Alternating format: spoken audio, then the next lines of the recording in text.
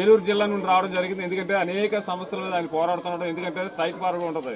ఎక్కడికి వెళ్ళినా ఒక ఆర్టీఓ దగ్గర కానీ, ఒక ఎస్పీ దగ్గర కానీ, లేకపోతే ఒక డీజీపీ దగ్గర కానీ, లేకపోతే ఒక డిఎస్పీ దగ్గర కానీ, ఒక ఎంఆర్ఓ కానీ, చివరికి పంచాయతీలో ఉన్నటువంటి ఈవో ఎగ్జిక్యూటివ్ ఆఫీసర్ దగ్గర కానీ వెళ్ళి అనేక సమస్యలు పరిష్కరించడం జరుగుతుంది. ఎందుకంటే ఆయన బ్రతకలా కాదు, బ్రహ్మాండం బ్రతకొచ్చు. ఆయన దగ్గర చక్కని ఉద్యోగం వదులుకుని, చక్కని శాలరీ వదులుకుని మన కొరకు పోరాటం చేయడం కానీ వచ్చాడు. ఎందుకంటే ఆయన అంబేద్కర్ ఒక మాట చెప్పాడు, బోధించు, సమీకరించు, పోరాడు. ఈ 3 లక్షలు లేకపోతే మనం సచిన ఒకటే బతిన ఒకటే.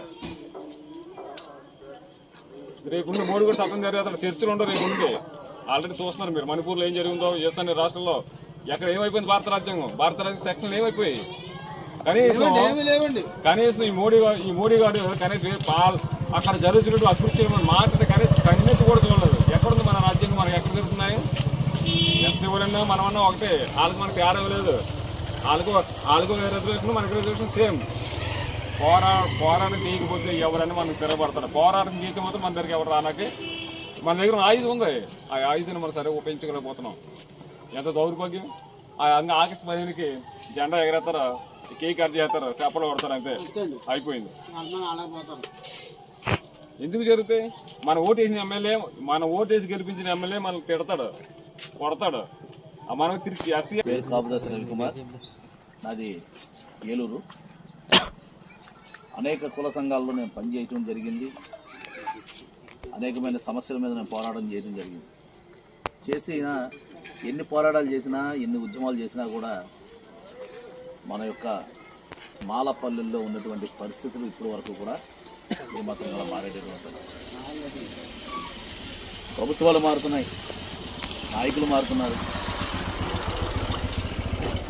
వచ్చినటువంటి నాయకులు, వచ్చినటువంటి ప్రభుత్వాలు వాళ్ళుగా డబ్బు వెనకేసుకొని వాళ్ళ అభివృద్ధి చెందుతున్నారు తప్ప వాళ్ళకు ఓట్లు వేసినటువంటి మనలను మాత్రం మర్చిపోతున్నారు. ఇప్పుడు ఎలక్షన్ అయిన 2వ రోజు నుంచి మళ్ళీ మర్చిపోతున్నారు.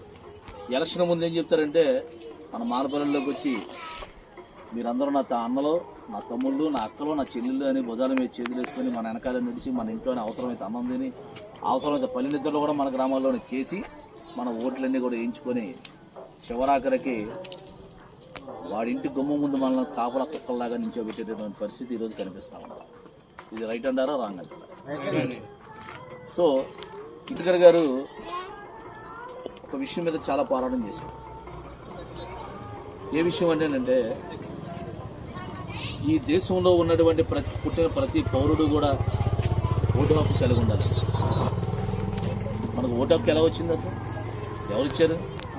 అంబేద్కర్ గారి వల్లే వచ్చింది. ఒకప్పుడు ఓట్లు ఎవరికి ఉండేవి తెలుసా?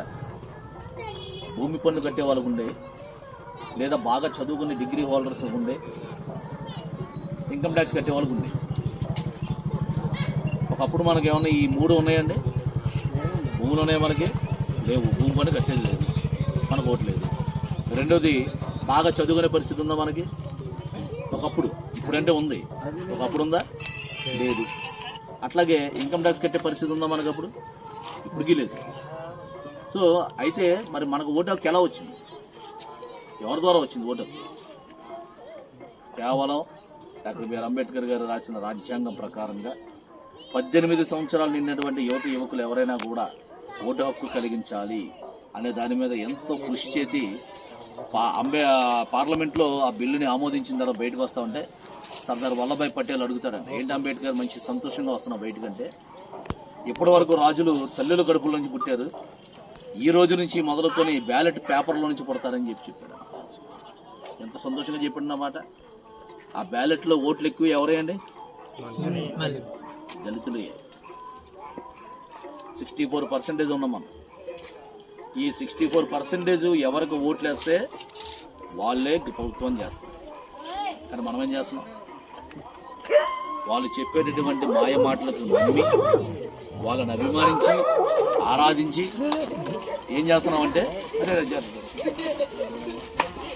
అభిమానించి, ఆరాధించి మనల్ని మనం లోపు చేసుకొని మన ఓట్లన్నీ వాళ్ళకేసి వాళ్ళని గెలిపించి గద్దెనెక్కిస్తే వాళ్ళు మనల్ని ఏం చేస్తున్నారంటే మనల్ని అడ్డం పెట్టుకొని మన ప్రాంతాలను చూపించి, మనల్ని చూపించి అనేకమైన స్కీములు తీసుకొచ్చి వాళ్ళకు వాళ్ళు క్యాష్ చేసుకొని డబ్బులు సంపాదించుకుంటున్నారు తప్ప మన పరిస్థితులు మారేటటువంటి పరిస్థితి ఏ రోజు కూడా ఏ వాడలో కూడా మాలపల్లిలో ఎక్కడా కూడా జరగటం లేదు.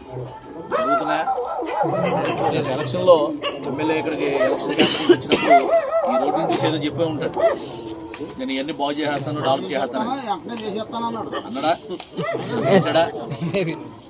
మళ్ళీ 5 సంవత్సరాలు ఓటు బ్యాంకింగ్ ఓట్ల కోసం వచ్చిన రోజు మళ్ళీ అదే మాట చెప్తాను. ఈ మాట మర్చిపోతుంది. ఇకపోతే మరి ఈ డ్రైన్లు మనకు ఎలా వస్తాయి? దీనికోసం మనం ఏం చేయాలి? దీనికోసం మనం ఏం చేయాలి? ఏం చేస్తే మనం ఈ డ్రైన్లు మన ప్రాంతాల్లో మనం వేయించుకోవచ్చు అంటే దీనికి ప్రతి సంవత్సరం కూడా స్పెషల్ ఎస్సీ ఎస్టీ సప్లై నిధులు వస్తాయి. ఎక్కడి నుంచి వస్తాయంటే అది సెంట్రల్ నుంచి వస్తాయి, స్టేట్ గవర్నమెంట్ కాదు, సెంట్రల్ గవర్నమెంట్ నుంచి వస్తాయి. ఈ సెంట్రల్ గవర్నమెంట్కి ఎలా వస్తాయి అంటే కమర్షియల్ ట్యాక్స్ నుంచి, ఇన్కమ్ ట్యాక్స్ నుంచి, లేకపోతే మద్యం షాపుల నుంచి వచ్చినటువంటి ట్యాక్సుల నుంచి, ఇలా ట్యాక్సులు ఏదైతే మనం పెన్నుకున్న ఒక బిల్లు తీసుకుంటే దాని మీద వచ్చే ప్రతి ట్యాక్స్లో నుంచి కూడా 100% ట్యాక్స్ కలెక్ట్ చేస్తే దాంట్లో నుంచి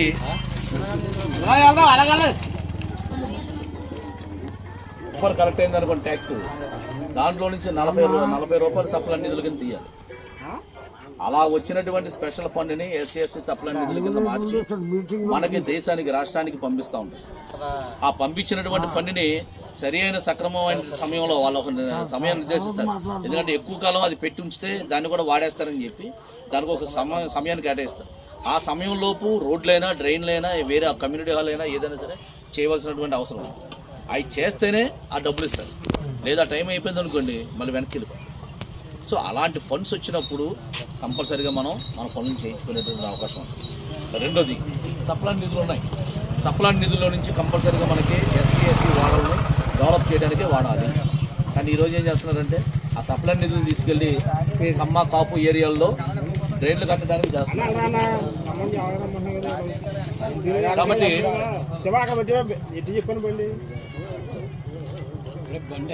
ఓకే, అయితే ఈ సప్లాన్ నిధులని మనం ఎలా మనకి వాడలను డెవలప్ చేసుకోవడానికి ఎలా వాడుకోవచ్చు అంటే, ఒకవేళ మీ ఏరియాలో ఏ పని జరగట్లేదు కానీ మీకు వచ్చిన ఫండ్స్ ఎప్పటికప్పుడు ఖర్చు అవ్వాలి. ఆ సంగతి మీకు కూడా తెలియకుండా ఖర్చు అవుతుంది.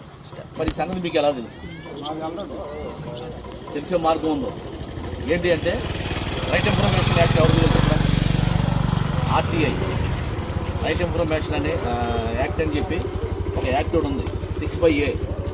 సో దానికి మనం ఖర్చు అయ్యేది కూడా ఏముండదండి. ఒక పేపరు, దానికి ఒక 10 రూపాయలు పోస్టర్ ఆర్డర్, దాన్ని కనుక ఫిల్ చేసి 2024-2025 సంవత్సరానికి ఎస్సీ ఎస్టీ సప్లై నిధులు మన గ్రామానికి ఎంత వచ్చింది, దానిని ఏ పనులకు వాడారు, ఏ ప్రాంతానికి వాడారు, దాని యొక్క విలువ ఎంత అనేది కనుక మనం రాసి ఈవోకి ఇచ్చామనుకోండి, ఈవో దాని మీద సమాధానం చెప్పకపోతే అతను ఉద్యోగం పోతుంది. రెండోది కోర్టు ద్వారా అతని మీద యాక్షన్ తీసుకునే ఛాన్స్. అప్పుడు ఎవరో చెప్పకుండా ఉండడా? నోటీస్ అడిగితే ఎవరో చెప్పరు, కానీ కాగిత రూపంలో అడిగితే కంపల్సరీగా చెప్పాలి. కాబట్టి ఆ పద్ధతుల్ని మనం అవలంబించాలి. ఇక్కడ నుంచి మనం చేయవలసినటువంటి పని ఏంటంటే ఏదైతే మనకి ఆర్టికల్స్, భారత రాజ్యాంగంలో ఆర్టికల్స్ చెప్తా ఉన్నాయో ఆర్టికల్ ప్రకారంగానే మనం ఫాలో అవుతాం. నోటి మాటగా ఎవరిని అడగవసరం లేదు, నోటి మాటగా ఎవరితో విరోధం పెంచుకోవసరం లేదు, ఎవరితోనూ మనం ఆడవలసినటువంటి అవసరం కూడా మనకు లేదు. చట్టం ఏ రకంగా చెప్తుంది, ఆర్టికల్స్ ఏ రకంగా చెప్తున్నాయి, దాని ప్రకారంగానే మనం ఫైట్ చేయాలి. ఈ ఆర్టికల్ ఉంది 6/A ప్రకారంగా రైట్ ఇన్ఫర్మేషన్ యాక్ట్ ద్వారా అడిగితే నీకు సరి అయిన సక్రమమైన సమాధానం చెప్పకపోయినా, తప్పుడు సమాధానం ఇచ్చినా అతని మీద యాక్షన్ తీసుకునేటటువంటి రైట్ మనకి గవర్నమెంట్ నుంచి ఉంది, చట్టపరంగా ఉంది. ఒకవేళ తప్పుడు సమాచారం ఇచ్చాడు దాని మీద కూడా యాక్షన్ తీసుకోవచ్చు. లేదా అసలు నీకు సమాధానమే ఇవ్వలేదు దాని మీద కూడా కోర్టు నుంచి యాక్షన్ తీసుకోవచ్చు. అర్థమైందా? కాగితానికి అంత పవర్ ఉంది. ఆ కాగితానికి ఒక్క సమాచార హక్కు చట్టానికి అంత పవర్ ఉంది. కాబట్టి దానిని ముందు మీరు పూర్తిగా తెలుసుకోండి. అందరికీ ఆండ్రాయిడ్ ఫోన్స్ ఉన్నాయి కదా, ప్రతి ఒక్కరికి ఆండ్రాయిడ్ ఫోన్స్ ఉన్నాయి. ఈరోజు ఆండ్రాయిడ్ ఫోన్స్ లేని కుర్రోడు ఎవరూ లేదు. మనం దాంట్లో చేయవలసింది ఏంటంటే గూగుల్లోకి వెళ్ళి ఆర్టీఐ ఎలా పెట్టాలి, ఆర్టీఐకి మనకు ఏమేమి కావాలనేది మీరు గూగుల్లోకి వెళ్తే కంపల్సరీగా మీ అందరూ తెలుస్తుంది. ప్రతి ఒక్కరు తెలుసుకోవాల్సిన బాధ్యత మనకు ఉంది.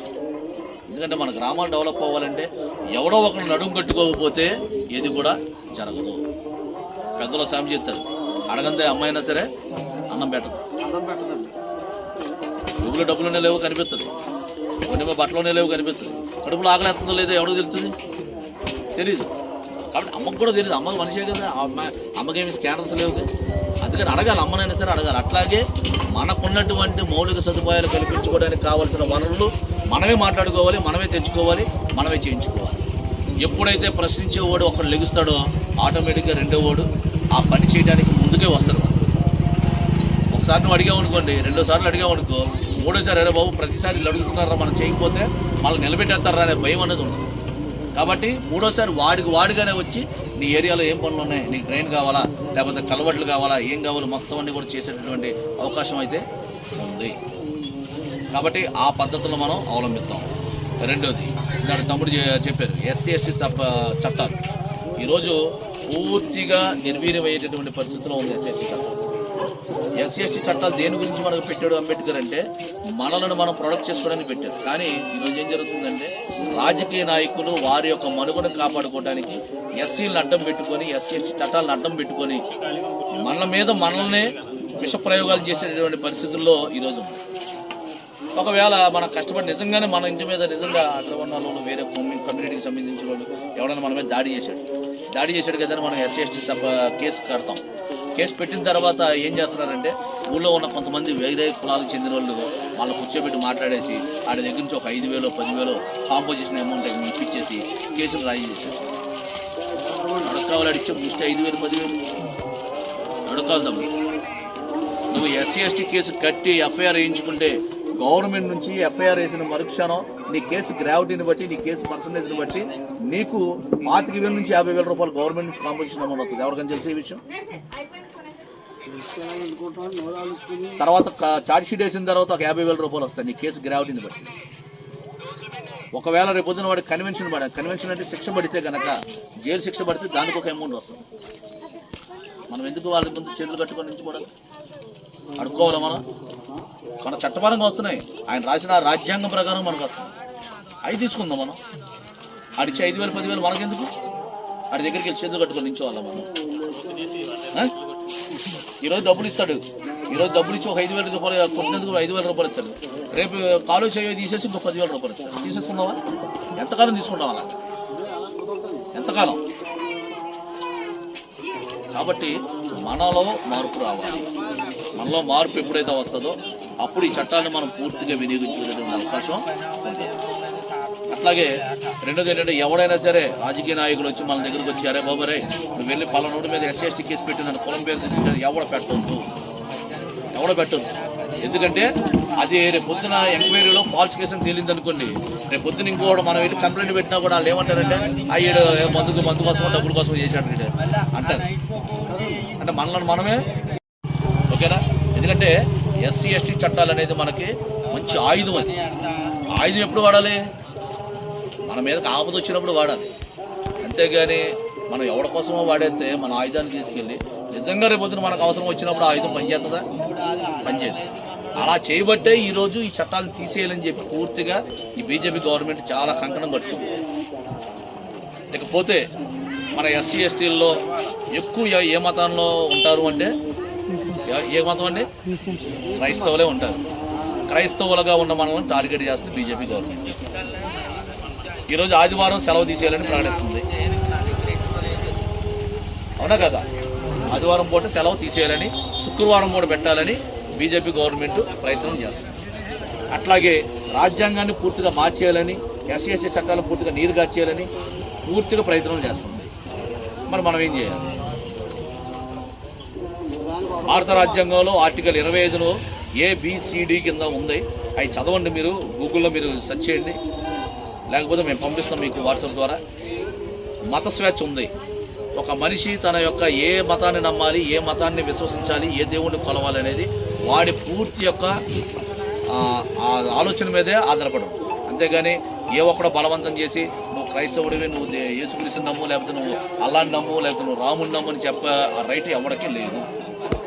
బలవంతంగా మత మార్పులు చేసేటటువంటి పరిస్థితి ఎవరికీ లేదు. అట్లాగే క్రైస్తవ సంఘాల మీద దాడి చేస్తే కనుక క్రైస్తవ సంఘాల మీద దాడి చేసేందుకు కూడా వాళ్ళ మీద శిక్షించేటటువంటి పరిస్థితులు ఉన్నాయి. కానీ ఈరోజు పోలీసులు కూడా ఈ చట్టాలని తెలుసుకోకుండా, తెలుసు వాళ్ళకి, కానీ ఏం చేస్తున్నారంటే పైనుంచి రాజకీయ ఒత్తిళ్లకు గురయ్యి వాళ్ళు చేయవలసిన డ్యూటీలు కూడా సరిగ్గా చేయనటువంటి పరిస్థితులు ఈరోజు ఉన్నాయి. ఇవన్నీ కూడా మనం రూపు మార్పాలంటే ఏం చేయాలంటే మనం ఎప్పుడైతే పోలీసు వారిని సెక్షన్ల ప్రకారంగా మనం అడుగుతామో చచ్చినట్టు మీ పని చేస్తాడా చేయడా వీడు సెక్షన్లు మాట్లాడుతున్నాడు రా బాబు, వీడికి సెక్షన్లు అన్నీ తెలుసు, మనం చేయకపోతే రేపు పొద్దున మన సుపీరియర్ ఆఫీస్ దగ్గరికి వెళ్తారు, లేదంటే కోర్టు ద్వారా ప్రైవేట్ కంప్లైంట్ వేస్తారేమో అనే భయంతోనైనా సరే కంపల్సరీగా చేస్తాం. ప్రైవేట్గా మీకు ఒక కంప్లైంట్ కట్టాడు తమ్ముడు, సంథింగ్ ఎవరో మిమ్మల్ని కులం పేరుతో తిట్టాడు, ఎస్ఐ మీకు కంప్లైంట్ కట్టలా, ఏం చేయాలి మనం? కంప్లైంట్ కట్టట్లా ఏం చేస్తాం? నోరు మూసుకొని ఇంట్లో కూర్చుందామా? మన మనసు ఆగదుగా. అంటే పుట్టాడు, నేను ఆయన ఏం చేయలేకపోయినాడు, మనోవేదన గురవుతాం కదా. ఆ గురైనటువంటి సమయంలో మన ఎస్సీలో నుంచి ఎవడైనా ఒక లాయర్ ఉంటాడు, అతని దగ్గరికి వెళ్ళి అయ్యా ఇది నా పరిస్థితి, నా మీద ఈ రకంగా జరిగింది, నువ్వు ఎస్సీ ఎస్టీ కేసు కట్టించు, నాకు కాంపోజిషన్ అమౌంట్ వస్తుంది కాబట్టి దాంట్లో నుంచి నీకు ఫీజు ఇచ్చుకుంటాను, నాకు ఈ సాయం చేసి పెట్టని మన బిడ్డ దగ్గరికి వెళ్ళి, మన అన్న దగ్గరికి తమ్ముడి దగ్గరికి వెళ్ళి 2 చేతులు పెట్టి నమస్కారం చేసి పెట్టి చక్కగా నీకు సెక్షన్లో కడతాడు, ప్రైవేట్ కంప్లైంట్ వేపిస్తాడు. ఏ ఎస్ఐ అయితే నీకు కంప్లైంట్ కట్టలేదో అతని మీద కూడా ప్రైవేట్ కంప్లైంట్ ద్వారాగా ఎఫ్ఐఆర్లో ముద్దాయి అవుతాడు. అప్పుడు రేపు పొద్దున ఇంకొకడు కడతాడా కట్టడా ఎస్ఐ కాదు, సిఏ కాదు, డిఎస్పీ కాదు, ఎస్పీని కూడా ముద్దాయి చేశారు రైట్ మనకు ఉంది. ఏది ప్రైవేట్ కంప్లైంట్ ద్వారా. కాబట్టి మనం చట్టాలు తెలుసుకోవాలి. మనకి హీరో ప్రభాసు, పవన్ కళ్యాణ్, చిరంజీవి వీళ్ళు కాదు. మన హీరో ఎవరో తెలుసా?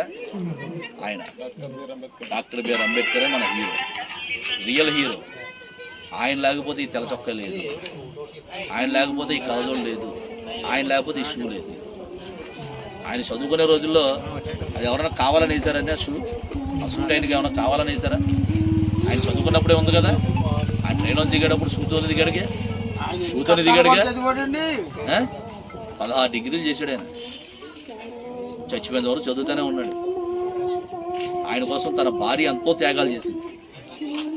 రక్తం లేకపోయినా సరే. ఎందుకు చనిపోయింది తెలుసా? అంబేద్కర్ గారి భార్య ఎందుకు చనిపోయింది తెలుసా? రక్తహీనతతో, అంటే తిండి లేక రక్తహీనతతో చనిపోయింది. తన పిల్లలు చచ్చిపోయారు, ఒకరి తర్వాత ఒకరు చనిపోతూ ఉంటే భార్య ఆవేదనకు గురవుతూ ఉంటే, ఏమా రమాబాయి ఏంటి ఎందుకు ఏడుస్తున్నావు నువ్వు అంటే, నా పిల్లలు ఒకరి తర్వాత ఒకరు చనిపోతున్నారయ్యా, నా పరిస్థితి ఏంటో నాకేం అర్థం కావట్లేదంటే, రా అని చెప్పి తీసుకుని వెళ్ళాడు. ఎక్కడికి? బాంబేలో ఉన్నటువంటి మురికివాడలోకి తీసుకెళ్ళి అక్కడ ఉన్నటువంటి మురికివాడలో ఉన్న పిల్లలందరూ చూపించి, వీళ్ళందరూ మన పిల్లలు కాదా అని అంటే రమాబాయి గారు కళ్ళ ఎవరిని చెప్పాడండి మన పిల్లలు కాదా అని? సంపన్నుల బిడ్డలని చెప్పలా, మురికిలో దిగి ఆడుకుంటున్న పిల్లలను చూపించి వీళ్ళందరూ మన పిల్లలు కాదా అని చూపించారు. ఇంతటి త్యాగశీని మన డాక్టర్ బిఆర్ అంబేద్కర్. అర్థమైందా? అలాంటి ఒక నాయకుడి అంశంలో మనం పుట్టాం. మనం ఎంత స్ట్రాంగ్గా ఉండాలి? ఆయన ఎంతో స్ట్రాంగ్గా ఉన్నాడు. ఆయనకి ఇచ్చిన పదవులని డాక్టర్ బిఆర్ అంబేద్కర్. అలాంటి యొక్క నాయకుడి యొక్క అంశంలో ఉన్న మనం చాలా స్ట్రాంగ్గా ఉండాలి, తెలివిగా వ్యవహరించాలి. ఆపదలు వస్తూ ఉన్నాయి. ఆపదలు వచ్చినప్పుడు ఏ రకంగా ఎదుర్కోవాలో తెలుసుకోవాలి. మనం కొట్టుకొని తిట్టుకోవడం వల్ల ఉపయోగం లేదు. ఒక మనిషి మీద భౌతికంగా దాడి చేసే రైటు పోలీసులకే లేదు, మనకే లేదు. అదేవిధంగా మనం చట్టాన్ని గౌరవించాలి. చట్టాన్ని ఎందుకంటే గౌరవించాలి అంటే, ఆ చట్టాన్ని రాసింది ఎవరు? ఆయన గౌరవించినట్టే. మనం చట్టాన్ని గౌరవించామంటే ఆయన గౌరవించినట్టు. రెండోది ఇంకోటి ఏంటంటే, యువత ఈరోజు ప్రాధాన్యంగా ఈ యొక్క రాజకీయాలకు కానీ ఈ సినిమాలకు కానీ మనం అట్రాక్ట్ అవ్వకూడదు. ఎందుకంటే ఇవన్నీ కూడా మనకి ఏమి కూడా ఇవ్వదు. మనం ఇస్తుందండి సినిమాలు చూడటం వల్ల. సినిమా చూడండి తప్పలేదు, ఎంజాయ్మెంట్. ఎందుకంటే మన ఏదో సినిమాకి దేనికి వెళ్తామంటే మన మనశ్శాంతి కోసం వెళ్తాం. ముందు చూడండి తప్పలేదు. కానీ 2,000 3,000 తగలెట్టి అడిగి ఫ్లెక్సీలు పెడతాం అవసరం లేదు. చాలామంది మన పిల్లలు ఫ్లెక్సీలు పెడితే కరెంట్ షాకులు కొట్టి ఎంతమంది చనిపోయారు. తిరుగుతున్నాడా? మనం కట్టాల్సిన ఫ్లెక్సీ, మనం ఎగరాల్సిన జెండా ఒకటే, నీలి రంగు జెండా ఎగరాలి. మనం కట్టాల్సిన ఫ్లెక్సీలో బొమ్మ ఎవరిది ఉండాలి? ఆయన కోసం ప్రాణం ఇచ్చేడే కానీ సిద్ధపడుకోండి, తప్పులేదు. కానీ ఎవరి కోసమో ముక్కు మొహం తెలియనోడి కోసం, అగ్రవర్ణాల కోసం, నీకు ఏదైనా జరిగితే రానోడు కోసం మనం ఎందుకు ప్రాణాలు త్యాగాలు చేయాలి? మనం ఎందుకు ప్రాణాల మీద తెచ్చుకోవాలి? ఈరోజు ఏ రాజకీయ నాయకుడు వచ్చినా, ఏ సినిమా హీరో వచ్చినా, ఏ సభ జరిగినా ముందుండి ఫ్లెక్సీలు కట్టేది మనమే, జెండాలు మోసేది మనమే, జైజేలు కొట్టేది మనమే, పూలేసేది మనమే, ఆడొచ్చే భుజం మీద ఎక్కించుకునేది మనమే, కేసులు కట్టించుకునేది కూడా మనమే. అవునా కదా? మనం వెళ్ళి ఎమ్మెల్యే దగ్గరికి వెళ్ళి గట్టిగా అడిగితే ఏం చేస్తాడు? తీసుకెళ్ళి కేసు కట్టించేస్తాడు ఎస్ఐ. మన వెనకాడ వస్తాడా? మనలో 2 వర్గాలు అవుతాయి. మా ఎమ్మెల్యే నువ్వు అంటావారా, నువ్వు అంత తోడువా అని. అవునా కదా? కాబట్టి మనం ఎవరిని జోలికి చట్టపరంగా మనం చర్యలు తీసుకున్నాక. మూడోది, ఈ రోజున భారత రాజ్యాంగం చాలా క్లిష్టమైన పరిస్థితిలో ఉంది. నరేంద్ర మోడీ గత ఎన్నికల్లో బీజేపీ గవర్నమెంట్కి 400 సీట్లు వస్తే భారత రాజ్యాంగాన్ని మార్చేస్తారని ఆల్రెడీ దాని మీద ఒక ప్రతి తయారు చేస్తారు. ముందుగానే ప్లాన్ చేసుకుని మేము గెలిచేస్తామని గుడ్డి నమ్మకంతో ఒక భారత రాజ్యాంగం వాళ్ళకు అనుగుణంగా మార్చేసుకున్నారు. మనుధర్మ శాస్త్రాన్ని తీసుకొచ్చేయాలని ప్లాన్ చేసుకున్నారు. మనుధర్మ శాస్త్రంలో ఏముంది? ఎవరైనా చదివారు మనుధర్మ శాస్త్రం? ఇక్కడ మనుధర్మ శాస్త్రంలో మనిషిని మనిషిగా గుర్తించినటువంటి పరిస్థితి ఉంది. ఆయన MA చేశాడు, BL చేశాడు కాబట్టి ఆయన చదివాడు. ఓకేనా? మరి మనం చదవచ్చు, మీ ఫోన్లో దొరుకుతుంది మనుధర్మ శాస్త్రం. చదవండి, తెలుసుకోవాలి. మన SC STలకు సంబంధించినటువంటి ఆడపిల్లల్ని వాళ్ళకి దాసీలుగా చేయమని మళ్ళీ మనుధర్మ శాస్త్రం చెప్తుంది. చేద్దామా? మరి మనం దాన్ని చేయకూడదు అంటే మనుధర్మ శాస్త్రాన్ని వ్యతిరేకించే మనుషుల్లో మనం ఉండాలి. మనుధర్మ శాస్త్రం అంటే ఒక మనిషిని మనిషిగా గుర్తించలేదు. పెద్దలో తెలుసు బాబాయ్, ఒకప్పుడు పరిస్థితి ఏంటి? మన పరిస్థితి, మన వస్త్రాంగ అలంకరణ ఎలా ఉండేది ఒకప్పుడు? అంబేద్కర్ అంటే పెద్ద ప్రబలంగా ఉండేది, ఇప్పుడు మారిపోయింది. అలా కాదు, ఇప్పుడు కనీసం ఒంటి మీద నువ్వు బన్నీనో నిక్కరేసుకున్నావు. ఒకప్పుడు నీ పరిస్థితి ఏంటి? మన తాతలో ఓసి కట్టుకొని మీకు ఓసి కోట పెట్టుకొని మన కాలికి కూడా ఉండే కాదు, మూతికి ముంత కట్టుకోవాలి. ఎందుకో తెలుసా? ఎక్కడైనా మనం ఉమ్ము ఇచ్చేనే ఒకవేళ అటు తెక్కితే ఆడు మళ్ళీ అయిపోతాడు. ఓకేనా? రకాల తాటాకులు కట్టుకోవాలి ముట్టికి, కట్టుకొని మనం నడుస్తూ ఉంటే మన అడుగులు మొత్తం చెరుపుకొని రావాలి. మన అడుగు ముద్రలో అడుగు పట్టినా మళ్ళీ అయిపోతాడు. అంటే ఎట్లాంటి పరిస్థితుల నుంచి డాక్టర్ బిఆర్ అంబేద్కర్ మనల్ని తీసుకొచ్చాడు. ఈరోజు చక్కగా స్వతంత్రంగా మన ఇళ్లలో పంపులు ఉన్నాయి ప్రతి ఇంటికి కూడా. మరి ఒకప్పుడు నీళ్ళు లేవు.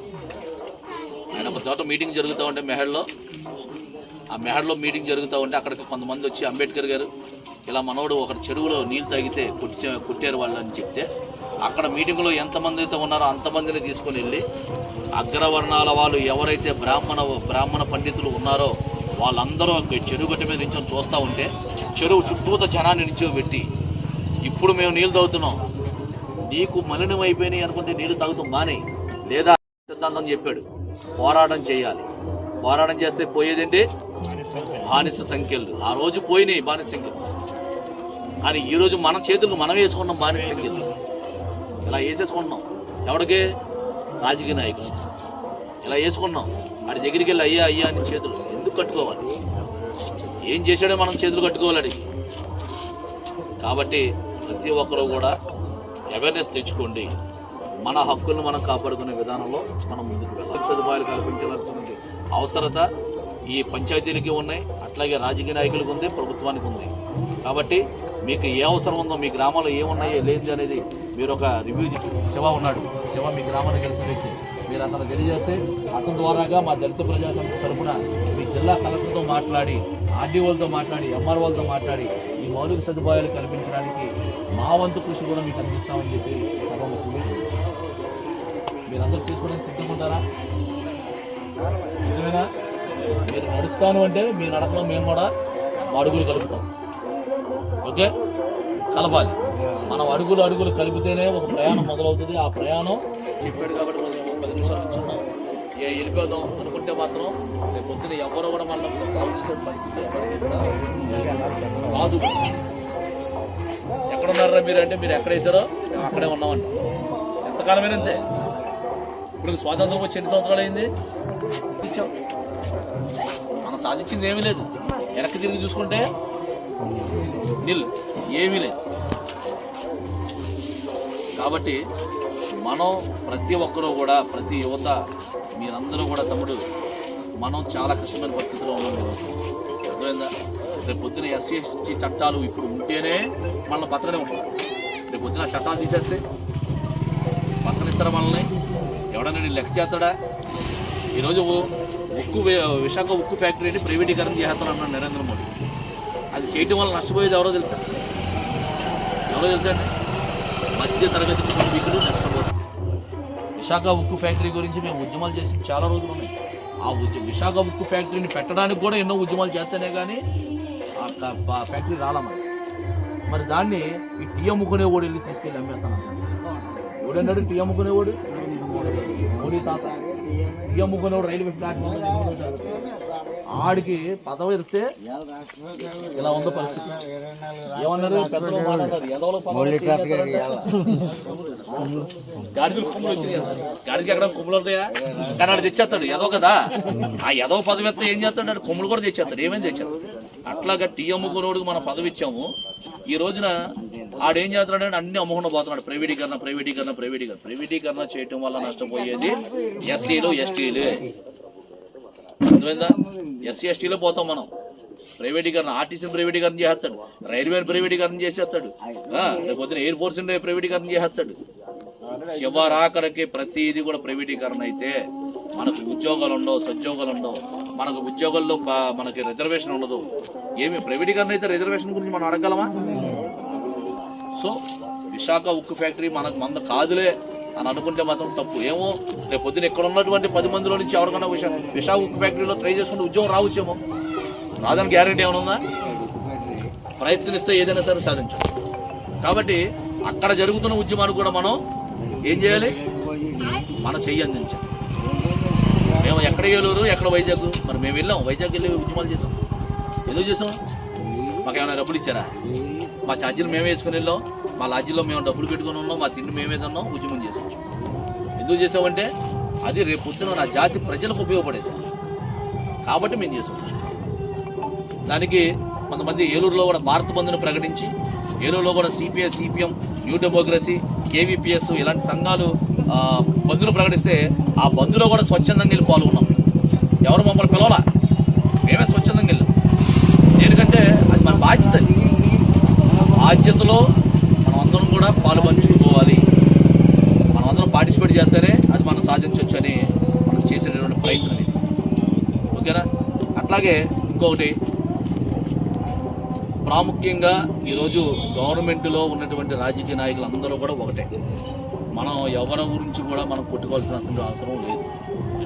బీజేపీకి ఒక మనిషి ఒక మీనింగ్ చెప్పాడు. బీజేపీ అంటే మీనింగ్ ఏంటంటే బి అంటే చంద్రబాబు, బాబు కదా, బి అంటే బాబు, జే అంటే జగనం, పి అంటే బాబు. ఈ ముగ్గురేళ్ళు సంసారం చేసేది ఎవరితో? పెళ్లిగా తాతతో చేస్తున్నాం. ఇంకా మనం ఎవరిని అడుగుతామండి? ఎవరిని అడుగుతాం మనం? జగన్ పరిపాలన 5 సంవత్సరాలు చేశాడు. ఎవరి దగ్గరికి వెళ్ళాడు? ఎంపీలను తీసుకెళ్ళి ఎవరికి మద్దతు ఇచ్చాడు? మోడీ గారికే కదా. ఇప్పుడు చంద్రబాబు గారికి గెలిచాడు. ఎవరికి మద్దతు ఇస్తున్నాడు? పవన్ కళ్యాణ్ ఎవరి దగ్గరికి వెళ్తున్నాడు?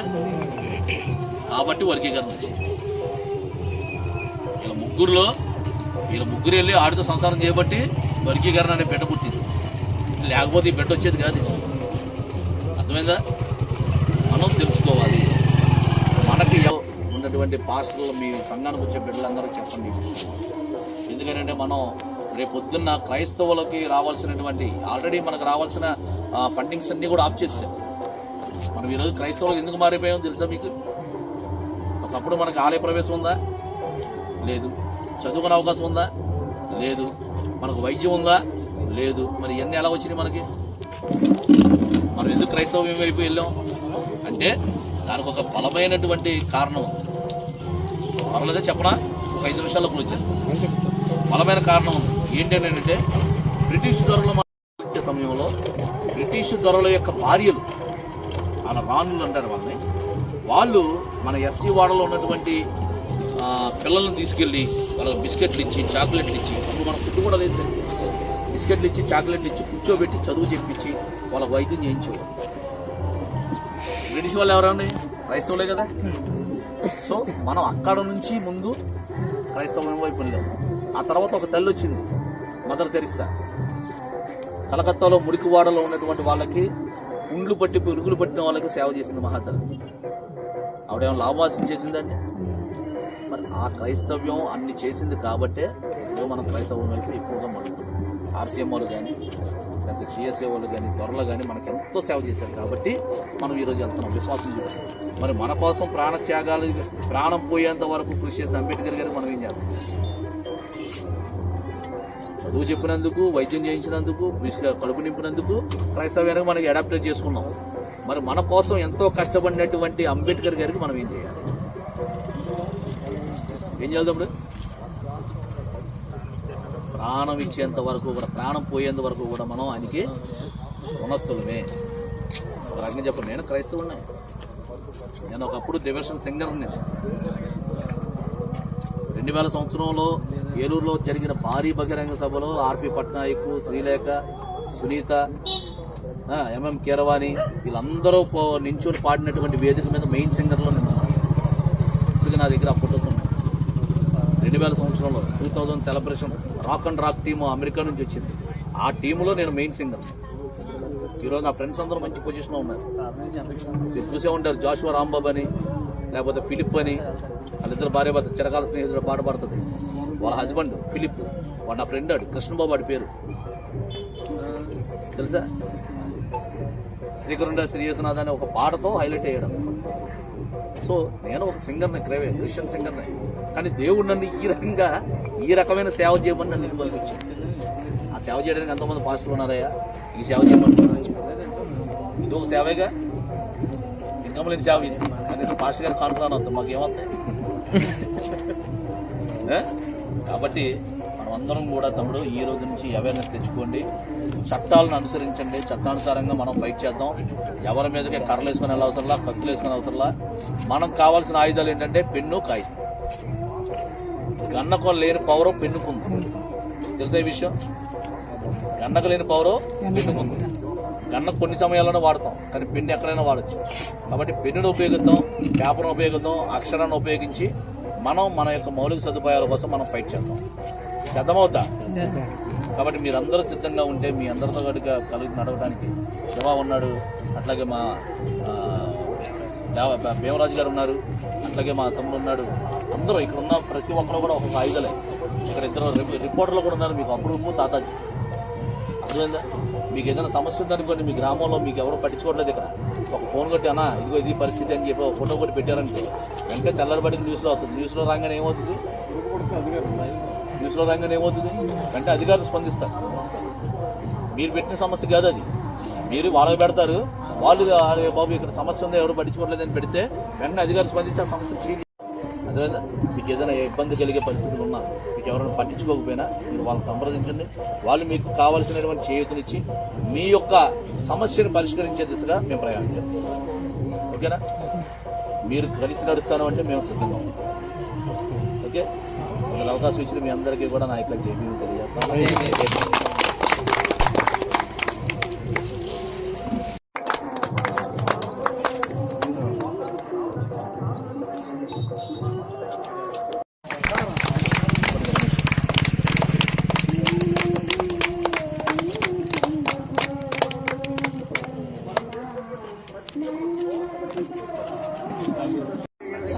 జగ్గంపేట నియోజకవర్గంలో ఉన్నటువంటి మండల అధ్యక్షుడికి అలాగే ఇన్ఛార్జికి తెలియజేస్తుందని మేము అందరికీ కూడా తెలియజేస్తున్నాం.